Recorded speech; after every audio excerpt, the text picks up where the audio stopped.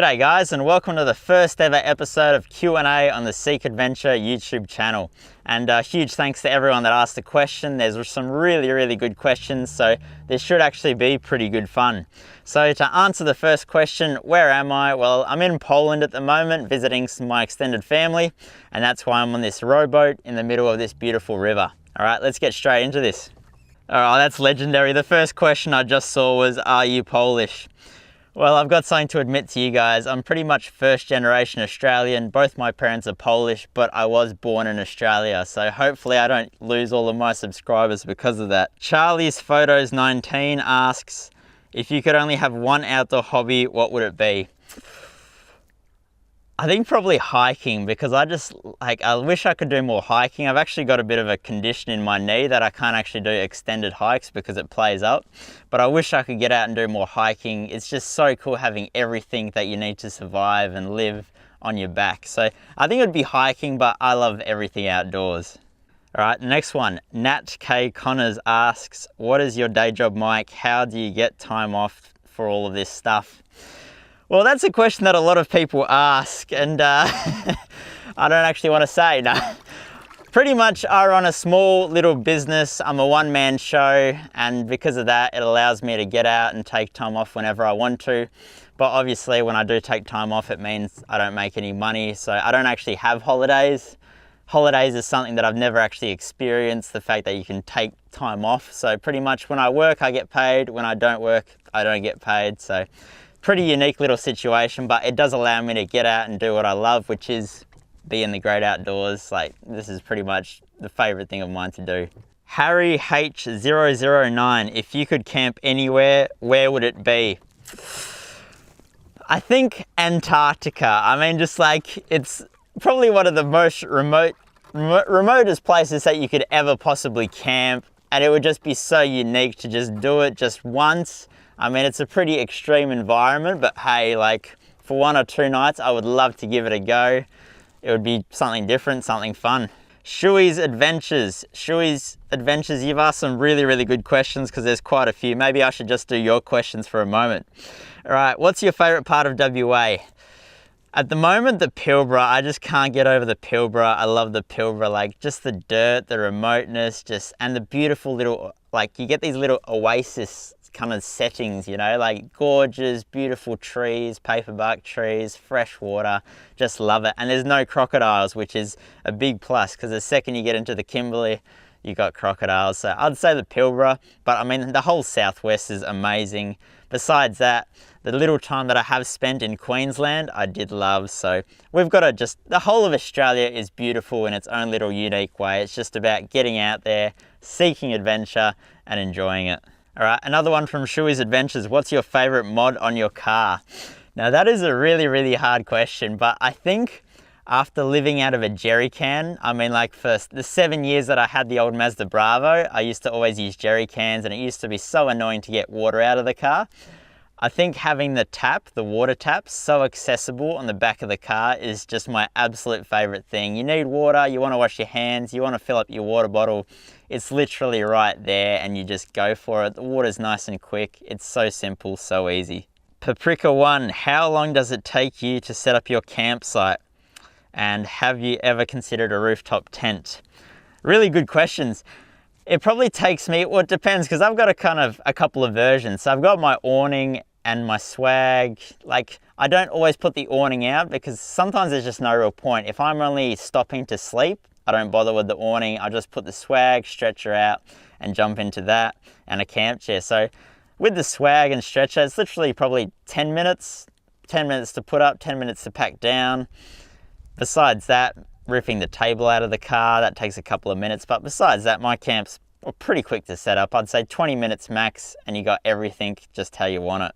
And the second question from Paprika 1, have you ever considered a rooftop tent? Yes, I definitely have. I know a lot of people love them, but I just don't think it's for me. Maybe I'll change my mind one day though, because the thing for me is they take up roof rack space, and I love my roof rack space. Like, I love to have my kayak up there, second spare tire, max track, solar panel, all that kind of stuff. So the second a rooftop tent's up there, half of my roof rack's gone. And the second reason is that you always have to pack up camp to leave, while with the swag or a different setup, it's always there. You can go and do stuff, come back. Now the biggest thing is that you have to always park your car level, which isn't always possible. I mean, you can try and level it up. But what I love about a stretcher is that you can camp on a 20-degree slope if you want to. All you got to do is dig some holes, put some rocks under the other side, and you got a level, flat bed to sleep on. And I've done that. I've slept on some pretty serious slopes.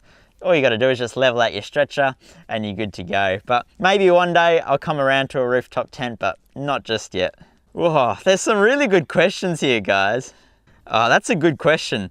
Hursty98 asks, what's your favorite part of your solo camping trips?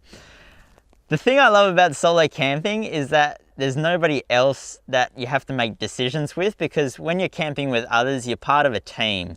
And you have to keep everybody happy, because, you know, if one person is miserable, nobody enjoys the experience. While when you're solo camping, you can do whatever you want, you can go wherever you want, you can sleep in if you want. It's totally up to you what you do with your day. So I kind of love that. And also, I do like to get away from people in the city. I don't know. I'm one of those people that's pretty happy with my own company. Some people aren't like that, and that's completely fine too. But I do like to obviously camp with others a lot, but solo camping does provide its own little, I don't know, getaway for me. Aussie Fish 86, if you could have any make or model of 4x4, what would you choose and how would you set it up? Right, so here's the biggest thing that I hate with the BT50. For me, there's just too many electronics. Like, I would just love to have a simple car again, kind of like the Mazda Bravo. It was super simple, but the trouble is it just didn't have enough power. So it's kind of a fine balance, but I think I've been thinking about this a lot kind of recently. I reckon the way I would go if I had unlimited money is I'd get a TD42 wagon, I'd chop it, put a ute canopy just like on the Mazda BT50 at the moment, and virtually just strip the car from scratch and just rebuild everything, diffs, gearboxes, engine, just start completely fresh. And I think that would be my ultimate touring rig. Yeah, pretty much. Same thing I have now, except on a TD42. I don't know, it's just old and simple, and that's what I really feel like a four-wheel drive should be. While these days they're just getting more and more complicated. There's more things that can go wrong. One sensor goes off and suddenly you can't put it in four-wheel drive, and all sorts of dumb stuff like that. Camping Fever Island asks, have you been camping in other countries? If you haven't, where would you go? I pretty much haven't left Australia except for coming here to Poland, because obviously my whole extended family's over here. So as a kid, my dad virtually got us over here as often as he could, obviously so we could see our grandparents and actually get to know them as people, because there's only so much you can learn over the phone. So besides coming here, I've never actually been to any other countries. I don't know, I just love Australia so much, and I feel like there's so much to explore in Australia that I just haven't felt the urge. But if I was to go camping elsewhere, a friend of mine keeps saying Canada's completely different and awesome. So canoe camping in Canada, maybe that's something I'd want to try. But I mean, the whole world has great camping, right? Except for maybe Africa, where it's just lions and all that kind of stuff. But I would try it. Maybe one day when I get bored of Australia, I'll get over to other countries. Can you actually get bored of Australia though? Nah. Toby Merson asks, why did you choose the Mazda and what would be a dream four-wheel drive setup? Well, I've already told you guys what I think would be my dream four-wheel drive setup, but why did I choose the Mazda? Well, I was in this debate because I've always wanted a fully enclosed canopy like what I've got on the BT50 at the moment, but I just couldn't afford it. Like, I just can't afford to fork out 10 grand to get a nice custom canopy. So I was like, nah, I got to buy a car that's got one ready. And a mate of mine sent me the one that I actually bought. He sent me the Gumtree link to it. And I went and looked at it, and it'd been used mainly for caravan towing, had a fairly easy life, not much done to it at all. So I was like, hey, this is a really good car. And BT50s, they don't really have anything too bad about them. So everything just added up, and I was like, yep, this is the one. The canopy was gonna work for me, which was really the biggest deal for me. And so far, I love it, minus the fact that it's got too many damn electronics in it. Besides that, it's a good car. Joshua Schmidt, like the idea, but why don't you do a live stream? Well, because I didn't want everyone to know that I'm in Poland at the moment. That's why. And also, I just wanted to do the fancy little drone shot at the start of this video. I'm sorry. Josh. Aussie Thomas, hey mate, would you ever consider towing? I don't know, I hate towing, to be honest. Like, the only thing that I would tow is a boat, and only to very specific places, because I mean, having a boat would be fantastic. But this, you know, even turning around on tight tracks is always a pain in the butt, and I just don't like towing. Fuel economy goes up, and I can fit everything I need to comfortably in the car as well. That being said, if I did want to just hit the road one day and live out of the car, I would actually consider buying a big caravan to leave places as a home base.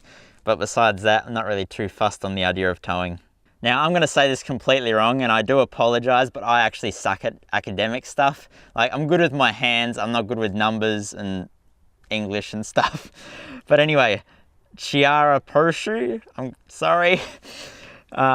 You ask, what would be the most essential things to kit your four-wheel drive with before going on a big trip? And is there anything you'd need, especially for going up north? Now, this is my personal opinion, but honestly, I would say just make sure that your four-wheel drive is up to scratch mechanically, because if your car's not mechanically sound, that's going to be the biggest killer and the quickest end to your trip. Like, everything else you can live with. Like, it doesn't matter if you don't have camp lights all set up, you know, you can use a torch. But if your four-wheel drive plays up and stuff's up in the middle of a trip, it's the end of your trip. So I'd actually say the best mod you can do is to make sure that your car is in a really, really good condition mechanically. Yeah. And then all the other stuff you can live without, or if you can afford, hey, do it. Awesome. I don't know if I want to answer this one. All right, but here we go. Mitchell Johnson asks, do you have a partner or live alone? All right, I still live at home. But, yeah, look, I don't know how to explain this. I have really, really awesome parents. Like, they do not interfere with my life one little bit. Like, as long as I respect them and their property, they are completely happy for me to live at home. In fact, I even like the fact that I live there, because it just makes the house feel a bit more full, because otherwise all the other kids have left and got married and everything. So at least, you know, when you got a 4-bedroom house, 2 of you, it's a little bit big. So I don't know, they kind of like it and I kind of like it. I don't know, it just works out. But they don't restrict my independence in any way, shape or form. So as long as they don't kick me out, or I don't decide to move up somewhere, I don't know, I'm going to stay there, I think. It's nice and cheap. I can use my money for fuel to go forward driving. So hey, it's not all bad, right? I'm going to cop a bit of slack for that one, I think. Anyway, Pickle Done. Ever had a snake visit a campsite or had creepy crawly centipede scorpions, spiders in the swag? I've never had anything in my swag, because I'm pretty crazy about always zipping up my swag unless I'm airing it out. But we did have one incident with a snake. We were camping by this river in southwest WA, and we're just sitting there at camp, and I think it was actually me that noticed it first. I looked over and there was this snake just on the edge of the water, and I'm pretty sure it was a dugite. I could be wrong, but it was venomous because we looked it up. And I saw it there, and suddenly it just started just going, like, we're just sitting in a group, a whole group of people sitting kind of in a circle, I guess you could say, and it just pinned it straight through us. And like, oh, it was just crazy. There was kids crying and everything. Like, it was pretty scary, but it just kind of took off straight through the camp. Didn't bite anyone, fortunately, but yeah, it was pretty close call, I'd say. Andrew Kerr, where in WA should I buy my house? That's a hard one, because all the beautiful places, there's no work. So, sorry, I don't know how to answer that one. Jack Alex 07 asks, where has been your favourite location to seek adventure? And what's on your bucket list? My favourite absolute adventure ever has been when me and Misha were in the Pilbara and we hiked into Karajini from Whitnoom. That was absolutely the best time I've ever had. Like, honestly, in the outdoors, that is by far the funnest time I've ever had. We were hiking through this gorge. We didn't know if we were going to get through. We were both pushing ourselves out of our comfort zones, going through mud, going through water, just swimming with our backpacks. It was just the best, like, true adventure that I've ever had. And it is still by far one of my favorite memories. Except for waking up on that rock. I mean, that rock was a horrendous night's sleep. It didn't cool down until 2 AM. It was just so heated up. but that was by far one of my favorite adventures. And on my bucket list, I'd love to get over to the eastern states again. I mean, I did Fraser Island years ago. That was my first ever road trip, but it rained the whole week that I was on the island, so I'd love to get back there one day. And then obviously I've still got like the Canning stock route to do. It's in WA, so I may as well do it one day. Simpson Desert, I would love to see it just because it's unique. And I mean, there's all still the East Coast to do, but I don't know. There's still lots in WA to see as well. Mike Waskowski, are you Polish? Any collab plans with other WA YouTubers? Here's the thing, like, this is probably gonna blow a lot of people away, but I'm actually not that crazy about forward driving. Like, a forward drive is, to me, it's a tool to get me to beautiful locations. Like, that's what forward driving is all about to me. I'm not that crazy about doing crazy hardcore tracks and all that kind of stuff. I just love getting to the beautiful locations. And while I do love a lot of aspects of forward driving, like, when I'm chilling at home and I feel like watching something and I jump on YouTube, I actually don't watch forward drive videos at all. I love watching a bit of comedy, just, I don't know, different things. Like, I love watching Yes Theory. If you haven't seen that channel, check it out. They are absolutely awesome and I always have a good laugh watching their videos. But yeah, like, so I don't know, I just haven't even thought about it, to be honest, because I'm just pretty happy doing my own thing, I guess. And to be honest, like, life is so hectic that I don't know where I'd find the time in between my other work. But yeah, I don't know, we'll see what happens in the future, but at the moment I'm not really looking to collaborate, I guess you could say. I like this question. Marcus Ramizeri, what is the perfect off-road vehicle? It's the one that you already own, and if you don't own one, then it's the one that you're gonna buy, because that's just, like, I don't know, it's really funny with forward driving. A lot of people feel like, you know, you have to own a Toyota or you have to own a Nissan. The truth is that a lot of the time, the same places that your 79 series can go or your 200 series can go, a Suzuki Jimny can get you into the same spot.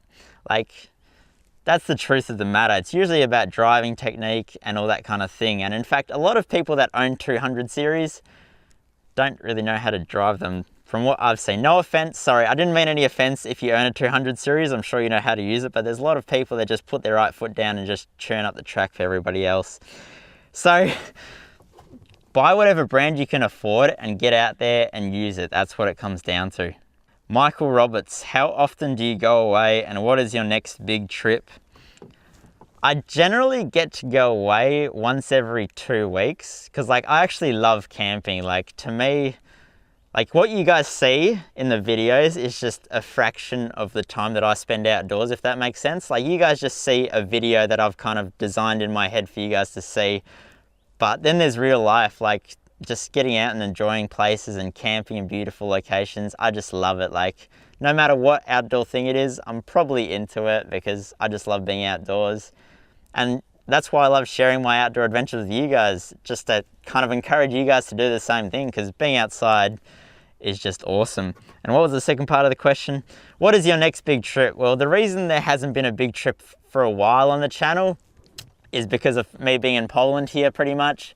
I had to save up a little bit to come out here and see my family, but I am hoping to do some big trips, maybe even at the end of this year or early next year. See what happens. I mean, I'd love to get out and do some, obviously, adventuring, so we'll see where things take us. Maybe the Canning stock route, see what happens. All right, guys, well, that's pretty much the end of the questions. Thanks to everyone that asked the questions. Sorry if I couldn't get around to answering them. There was quite a few, and massive thanks, guys. This has been really, really fun, actually, so I might do this again if you guys have enjoyed it as well. So, guys, seek adventure, and we'll catch you guys in a different video. There's all these Polish fishermen out here that are probably ticked off that I'm scaring away all their fish. Row, row, row your boat gently down the stream. If you see a crocodile, don't forget to scream, "Seek adventure!"